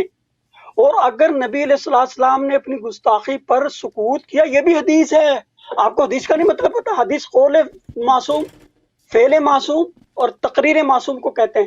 جب نبی پاک علیہ السلام نے اس کو نہیں مارا، تو اب جو گستاخان رسول ان کی سرتن سے جدا کیوں کرتے ہو؟ یہ تو نبی پاک کی اپنی گستاخی کے جواز کی دلیل بن جائے گی. نبی علیہ السلام کے بارے میں سمجھ نہیں آئی مجھے، مجھے آپ کا نقطہ سمجھ نہیں آیا، دوبارہ تکرار کریں. بات یہ کر رہا ہوں، جب نبی علیہ السلام نے اس بندے کی گستاخی سنی. اس نے کہا اپنی آپ کا رشتہ دار جو آپ نے اس کے حق میں فیصلہ ہوں، دیا، اچھا، یہ ظلم کی اس نے الزام لگایا نا، ہاں زیادتی کا ہاں، الزام لگایا، جور جی کا، جی، جانبداری کا الزام، اور جج کے بارے میں ایسا الزام لگانا اس پہ بد اعتمادی کی نشانی ہوتی ہے. ہوں، جب نبی علیہ السلام پہ وہ بد اعتمادی کر رہا، اس کے بعد نبی پاک نے نہ اسے مارا، نہ اسے قتل کیا، نہ اسے سزا دی، نہ سزا تجویز کی. تو یہ تقریر نبی بن گئی. جو کام نبی علیہ السلام نے فرمایا وہ بھی سنت، جو کیا وہ بھی سنت، جو نبی پاک کے سامنے ہوا اور آپ نے سکوت کیا، چشم پوشی کی، یہ بھی سنت. تو اب بعد میں ہم جو گستاخان رسول کے سر تن سے جدا کرتے ہیں، اس کے لیے تو بڑی بڑی دلیل بن جائے گی یہ آپ کی بات. یہ آپ کہاں لے کے جا رہے ہیں نبی علیہ السلام کو؟ یہ نبی آپ علیہ سنے نہیں السلام نا کا میری منصب باتوں کو. رسالت کو کہاں آپ پامال کر رہے ہیں؟ آپ نے سمجھے ہی نہیں اس بات کو. وہ دونوں ہی مسلمان تھے. وہ جو منافق کا ذکر ہے وہ کوئی اور ہے جس کا سر حضرت عمر نے تن سے جدا کر دیا تھا. وہ جب نبی علیہ السلام کے پاس آئے، یہودی اور مسلمان بظاہر، تو نبی علیہ السلام نے فیصلہ دیا یہودی کے حق میں. وہ کہتا ہے چلو تسلی کے لیے عمر کے ابو بکر صدیق کے پاس جاتا ہے. وہ چلے گئے. ابو بکر نے کہا پہلے وہ جو یہودی تھا وہ کہتا ہے یہ سمجھ لیں پہلے نبی پاک نے فیصلہ دے دیا میرے حق میں. ان کا جب نبی پاک نے دے دیا میں کیا کہوں گا؟ پھر وہ کہتا ہے چلو تسلی کے لیے عمر کے پاس چلتے ہیں. حضرت عمر کہتا ہے ابھی میں آتا ہوں اندر سے. یہ تفسیر ابن کثیر ہے، اسی آیت کے ذیل میں وہ فرماتے ہیں. وہ کہتے ہیں ابو عمر نے اندر سے لا کے تلوار اس منافق کی سر تن سے جدا کیا اور کہا جو نبی اور ابو بکر کے فیصلے کے بعد جس کو تمنا ہو نا مزید فیصلے کی، اس کے لیے میری تلوار ہے. یہ واقعہ اور ہے، وہاں کر دیا. اس کے بعد منافقین کے ورثاء نبی پاک علیہ السلام کے پاس آگے کہ ہمارے مسلمان کو شہید کر دیا عمر نے. تو اس پہ یہ آیت نازل، دوسرا شان نزول اس کا یہ بھی ہے. یہ پڑھیں تفسیر ابن کثیر کو، تفسیر ابن کثیر کو. جو آپ نے ابن کثیر آپ کہا نا میری کثیر کا میری اولاد، بات بڑے سمجھے لوگ کا نہیں ہیں، اولاد ہے، آپ میری بڑے بات لوگ. سمجھے نہیں ہیں. آپ اور کیا بات کر رہے ہیں؟ آپ بات نہیں سمجھے. آپ بات کو ادھر ادھر پھیر کے صرف یہ بتانا چاہتے ہیں منافقین کے ساتھ نرمی کی. نبی پاک یہ نہیں آپ کو سمجھ آ رہی. ولا تصلی علی احد، ماضی امر نہیں ہے اور مفرد ہے، مخاطب واحد کا صیغہ ہے، صرف نبی کو خطاب ہے. جاہد الکفار میں بھی نبی کو صرف خطاب ہے کہ آپ نے اس کی قبر پہ نہ کھڑے ہونا ہے، نہ اس کی نماز جنازہ پڑھنی ہے، اور ان کے خلاف جہاد کرنا ہے، ان کی سختی کرنی ہے. پہلے والا رویہ نہیں رکھنا کہ نبی پاک کو کہیں گے لوگ کہ اپنے مسلمان ساتھی کو قتل کر دیا. ایسا بات نہیں ہے. اگر یہ بات نبی پاک نے نرمی کی ابو بکر عمر کے ساتھ، حفصہ عائشہ کے ساتھ، تو اس کا مطلب آپ نے قرآن پر عمل نہیں کیا، وحی الہی پر عمل نہیں کیا، اور اللہ کے حکم کی فرما برداری نہیں کی، اپنے منصوبے نبوت ادا نہیں کیا. یا تو اس آیت کو مانو یا ان کو مسلمان مانو. اگر ان کو مسلمان مانتے ہو تو اس پر نبی پاک نے عمل کر دیا، اور اگر عمل ان کو کافر مانتے ہو، منافق مانتے ہو، تو پھر ماننا پڑے گا جاہد الکفار پہ نبی پاک نے عمل نہیں کیا، اس کو بڑھ کے سے کچھ پھینک دیا. ولا تصلی علی احد منهم مات ابدا ولا تقم علی قبره کو. یہ میں نے بہار کی بھی پیش کر دی، وہ بھی جواب دے دیا. اب یہ کہتے ہیں شیعہ جو باتیں آپ میں آج ہیں، آپ لوگ پاکستان کیوں نہیں آتے، یا اپنے افغانستان کیوں نہیں جاتے، یا ہندوستان کیوں نہیں آتے؟ باہر کے ملکوں میں بیٹھ کے بک بک کرتے ہیں لوگ ابو بکر عمر پہ. یہاں کیوں نہیں کرتے؟ یہاں لینا کسی سے فتویٰ کہ ابو بکر کو جو بندہ مسلمان نہیں مانتا وہ کافر ہے شیعہ یا نہیں، وہ امامیہ شیعہ کافر ہے یا نہیں. اور جو آپ کے عقائد ہیں اماموں کے بارے میں، 12 اماموں کے بارے میں، وہ آپ تقیتاً چھپاتے ہیں. جب آپ اس کو ظاہر کریں گے پھر وہ لکھ کے فتویٰ لیں. فتاوی رشیدیہ میں بھی کفر کا فتویٰ ہے، فتاوی دارالعلوم دیوبند میں بھی کفر کا فتویٰ ہے، فتاوی رضویہ میں بھی کفر کا فتویٰ ہے، فتاوی ثنائیہ میں بھی ایسے کافروں کے قرآن لیے میں کفر کا سورہ فتویٰ ہے. حجرات اور میں بھی کفر کا فتویٰ ہے. جو بیچ میں نہ بولے. اب یہ بات کر رہے ہیں جی جناب، اب مجھے بتائیں، یہ مجھے بتائیں گے، یہ مجھے بتائیں گے. اب یہ حدیث نقل کر رہا العقائد میں ملا باقر مجلسی کی کتاب ہے العقائد. اس کے حاشیے میں وہ نقل کرتے ہیں ائمہ، ان کے ائمہ معصومین سے، کہ نبی علیہ السلام، حدیث قدسی، یہ جلد نمبر ہے 28، یہ بہار الانوار کے ہی ریفرنس سے ذکر کرتے ہیں. وہ کہتے ہیں نبی پاک علیہ السلام کہتے ہیں علی کو، اللہ نے کہا لولا کا لما خلقت الافلاک ولا الجنت ولا النار ولا القمر ولا الشمس، اور ولولا علی لما خلقت کا، اے علی اگر تجھے اللہ نہ پیدا کرتا تو میں محمد صلی اللہ علیہ وسلم کو بھی نہ پیدا کرتا. اور پھر فرمایا ولولا فاطمہ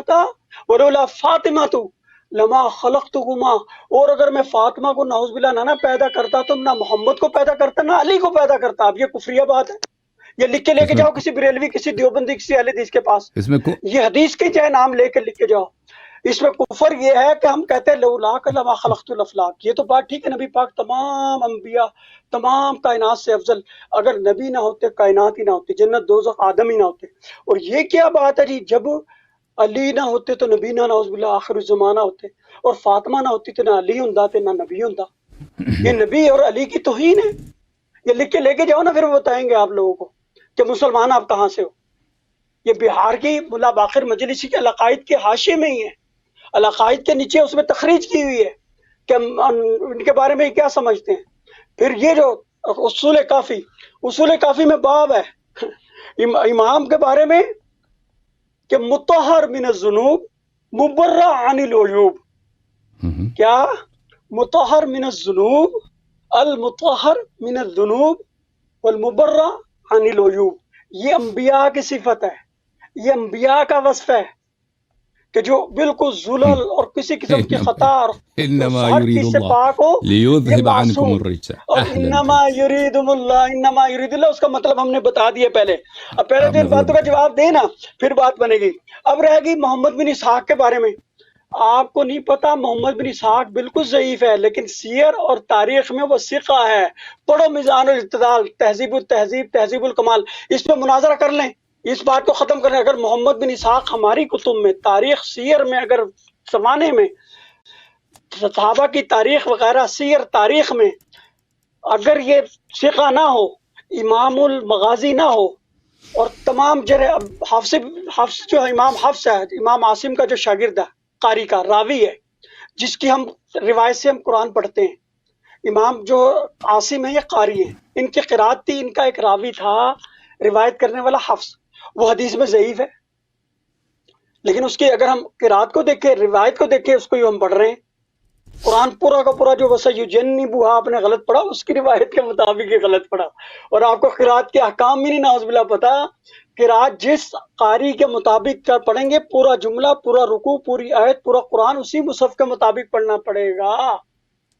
समझ शरीफ में बात आई। ये नहीं कि आपकी गलती होगी तो आपने कहा चूंकि रिवायत तो क़िरात देख के किसी और क़िरात में है तो गुजरे गुनाह बदतरस गुनाह करके बैठ जाओ, ऐसा हमारे यहाँ नहीं होता। तो जो बात गलत है गलत है। जब आप क़िरात आसिम, रिवायत हफ्स या उसके दूसरे शागिर्द के मुताबिक पढ़ रहे हैं तो आपको उसी में पढ़ना पड़ेगा। जब क़िरात एक है, रिवायत भी वही होगी, उसका तुरुक भी वही होगा। अगर तुरुक आपने बदल दिया, क्योंकि किसी रिवायत के आगे तुरुक, रावी 2 होते हैं, कारी 1 होता है, और तुरुक किसी के 5 होते हैं, किसी के 6, किसी के 4, किसी के 3, तो 10 कारी हैं, उनके 20 रावी हैं, तुरुक किसी के, और बाजों के 70 तक भी थे।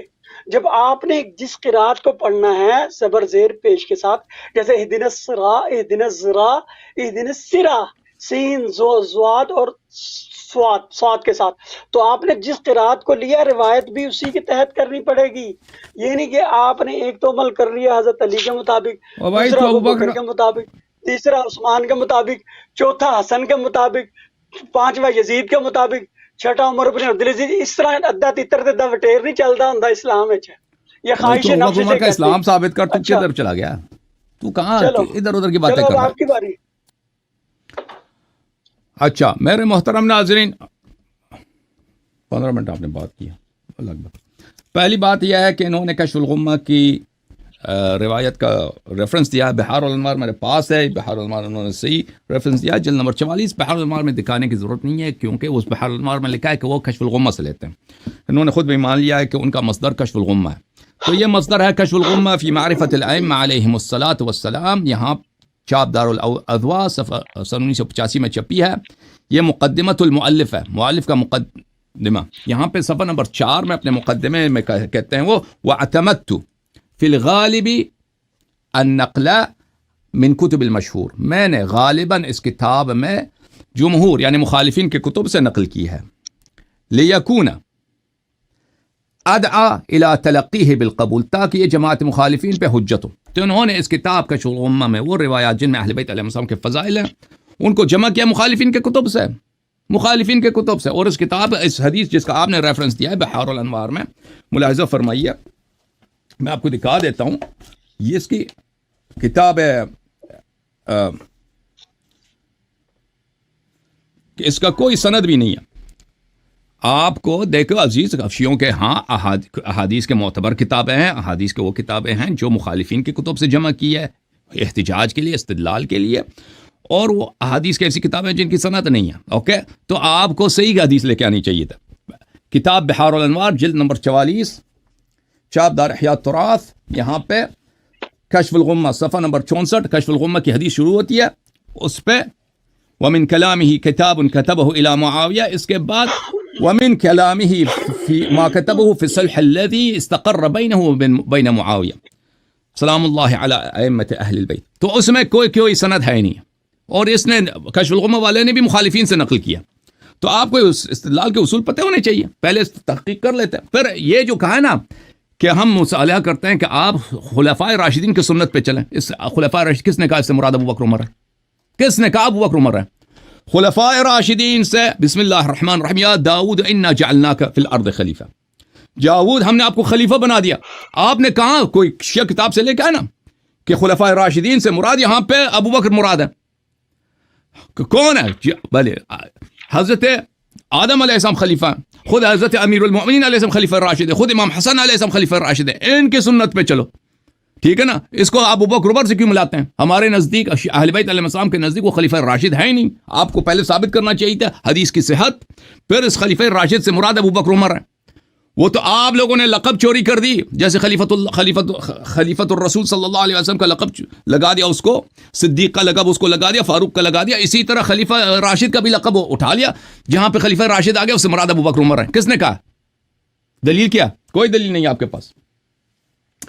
آپ کہتے ہیں کہ آیہ نازل ہوئی ہے یا ایھا النبی صلی اللہ علیہ وآلہ جاہد الکفار والمنافقین واغلظ علیہم, کفار سے جہاد کرو, منافقین سے جہاد کرو, واغلظ علیہم, اور ان پہ غلظت کرو, سختی کرو. تو آپ مجھے دکھائیں نا کہ نبی صلی اللہ علیہ وآلہ, آپ کہتے ہیں ابو بکر عمر اس لیے منافق نہیں ہے کہ نبی صلی اللہ علیہ وسلم نے ان سے جہاد نہیں کیا. تو کب پیغمبر نے جہاد کیا منافقین سے؟ کب جہاد کیا؟ نبی صلی اللہ علیہ وسلم نے کبھی بھی منافقین سے جہاد نہیں کیا. نبی صلی اللہ علیہ وسلم, کیونکہ ہمارے احادیث میں ہے کہ یہ نبی صلی اللہ علیہ وسلم کا یہ فریضہ انہوں نے امیر المؤمنین علیہ السلام کے لیے چھوڑا تھا. امیر المؤمنین علیہ السلام نے جمل میں, امیر المؤمنین علیہ السلام نے صفین میں, نہروان میں اس آیت پہ عمل کیا. منافقین کے ساتھ جہاد, جو اور رسول صلی اللہ علیہ وسلم کا احادیث متواتر ہیں کہ بلے تقاتل الناس على التأویل كما قاتلتهم على التنزیل, کہ یا علی سلام اللہ علیہما وآلہما, آپ لوگوں کے ساتھ اسی طرح تعویل قرآن پہ جہاد کریں گے جس طرح میں نے اصل تنزیل پہ جہاد کیا تھا. تو یہ آپ ہمیں دکھائیں نا کس منافق کے ساتھ نبی صلی اللہ علیہ وآلہ وسلم نے غلظت کیا, جہاد کیا ہے, تاکہ آپ یہ استدلال کریں کہ ابو بکر عمر کے ساتھ انہوں نے جہاد نہیں کیا اس لیے وہ مسلمان تھے. میں نے آپ کو دکھا دیا نبی صلی اللہ علیہ وسلم کا سیرہ کہ نبی کریم صلی اللہ علیہ وآلہ وسلم نے ہمیشہ منافقین کے ساتھ حسن سلوک سے پیش آیا. آپ لے کے آتے ہیں آیہ شریفہ وَلَا تُصَلِّ عَلَىٰ أَحَدٍ مِّنْهُمْ, کہ ان میں سے کسی پر نماز نہ پڑھو. میں نہیں کہتا کہ رسول اللہ صلی اللہ علیہ وآلہ وسلم نے ابو بکر عمر پہ نماز پڑھی ہے, میں نے کبھی کہا. اگر آپ اس آیہ کو اگر لے کے آئے نا کہ آپ کہتے ہیں کہ اس آیہ کے بعد پیغمبر نے کسی منافق پہ نماز نہیں پڑھی, مان لیا نہیں پڑھی ہے, لیکن بات ہو رہی ہے حسن سیرت کی, بات ہو رہی ہے حسن جوار کی, بات ہو رہی ہے اگر وہ مسجد میں نماز پڑھنے کے لیے آتے ہیں ان کو نکالتے نہیں ہیں. بات اس بات پہ آتی ہے کہ ان کو بے عزت نہیں کرتے. اس بات پہ بات نماز کی نہیں ہو رہی ہے. نبی کریم صلی اللہ علیہ وسلم نے کبھی ابو بکر عمر پہ نماز نہیں پڑھائی, وہ ان سے پہلے وفات ہوئے تھے, ابو بکر عمر زندہ تھے. تو اس سے آپ کا استدلال بنتا ہی نہیں ہے بھائی.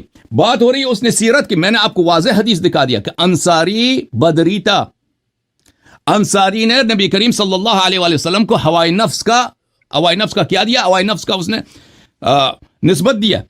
آپ کے علماء نے کہا کہ اگر آج کوئی شخص یہ بات کرے تو کافر ہے, مرتد ہے, واجب القتل ہے. نبی صلی اللہ علیہ وسلم اس زمانے میں منافقین کے ساتھ یہ عمل بجا نہیں لاتے تھے, سیرہ تھا ان کا, صرف یہ واقعہ نہیں ہے. اس لیے کہ اسلام کا ابتداء ہے, وہ تعلیف قلوب کرتے تھے. اچھا, میں ایک اور مزید واقعہ آپ کی خدمت میں پیش کروں. کتاب ہے بخاری, ملاحظہ فرمائیں. اس میں نبی صلی اللہ علیہ وسلم کے آخری سنین کا ذکر ہے. صحیح بخاری چاپ دار احیاء التراث العربی سنہ 2001 میں چھپی ہے. کتاب المغازی حدیث نمبر 4351.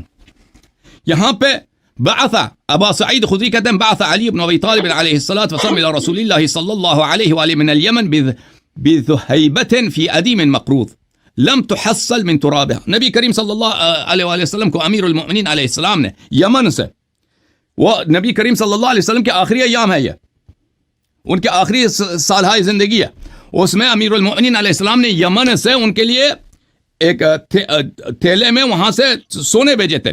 تو اس کو نبی کریم صلی اللہ علیہ وسلم نے 4 لوگوں میں تقسیم کی. جب یہ تقسیم کیا تو اس نے کہا، ایک شخص نے کہا نبی کریم صلی اللہ علیہ وآلہ وسلم نے سے یا رسول اللہ اتق اللہ، اے پیغمبر اللہ سے ڈرو، اللہ سے ڈرو. بھلے قال خالد بن الولید یا رسول اللہ لا اضرب عنقہ، خالد نے کہا کہ میں اس کا گردن نہ کاٹوں. تو نبی صلی اللہ علیہ وآلہ وسلم نے فرمایا بھلے لعلہ انما یصلی وکم من مصل یقول لسانی بلسان ما لیس فی قلبہ. رسول صلی اللہ علیہ وسلم نے کہا کہ شاید یہ نماز گزار ہے. خالد نے کہا کہ بہت سارے نماز گزار ایسے ہیں جو منافق ہیں، وہ جھوٹ میں آ کے نماز پڑھتے ہیں، وہ ان کا نماز پہ ایمان نہیں ہے.